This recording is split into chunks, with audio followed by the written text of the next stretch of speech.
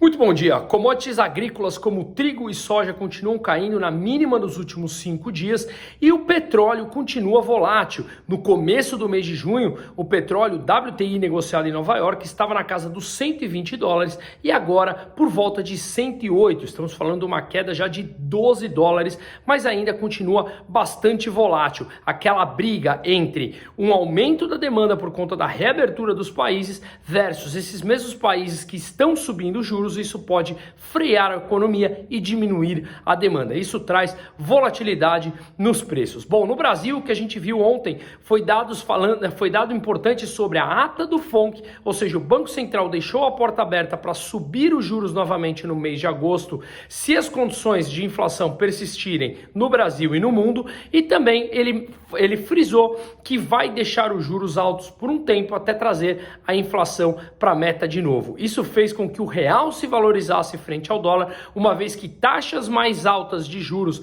freiam a economia, porém abre porta para que os estrangeiros tragam dinheiro para cá para rentabilizar com taxas de juros mais altas, tá bom? Não fossem os ruídos domésticos que o Brasil está vivendo agora, nós teríamos já provavelmente o real abaixo o dólar abaixo de R$5, tá? Quais ruídos domésticos? Basicamente o que a gente está vivendo essa semana é da Petrobras, com a troca do presidente novamente, e a gente vê movimentações políticas para conseguir achar meios de diminuir o preço do combustível. Começa a ventilar aumento da contribuição social sobre o lucro líquido das empresas, começa a falar de maiores interferências, como por exemplo, acabar com a lei das estatais, que foi criada em 2016, para criar menos ingerência política dentro das empresas estatais. Lembrando que, graças a essa lei, menos ingerência política foi dificultado processos que levaram ao saque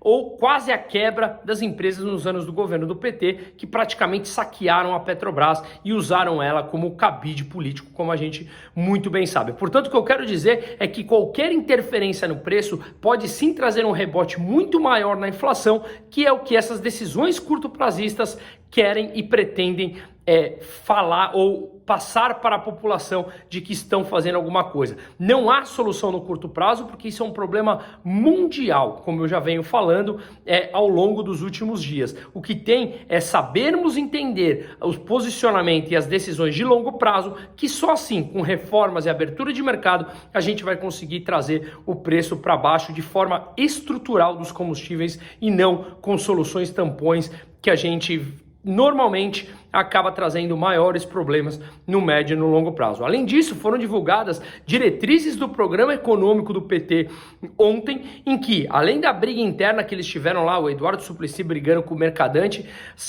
eles divulgaram aquilo que eles pretendem, que é fomentar bancos públicos novamente, revogação do teto de gastos e a não privatização de empresas estatais. Isso, obviamente, traz muita repercussão no mercado interno e o mundo lá fora, as bolsas lá fora que ontem subiram forte, mais de 2% nos Estados Unidos e na Europa, no Brasil caiu um pouco e justamente por conta desses fatores. Essas diretrizes do programa do PT parece que eles ainda estão parados no século passado. Bom, nos Estados Unidos os índices valorizaram mais de 2% e hoje tem o depoimento de Jerome Powell, presidente do Banco Central americano, na Câmara deles. Iene, a moeda japonesa mínima de 24 anos frente ao dólar, após o primeiro-ministro elogiar e enaltecer a decisão do Banco Central japonês de manter as taxas de juros zero, quando o restante dos países estão subindo a sua taxa de juros. Isso enfraquece a moeda japonesa e, obviamente, pode trazer mais problemas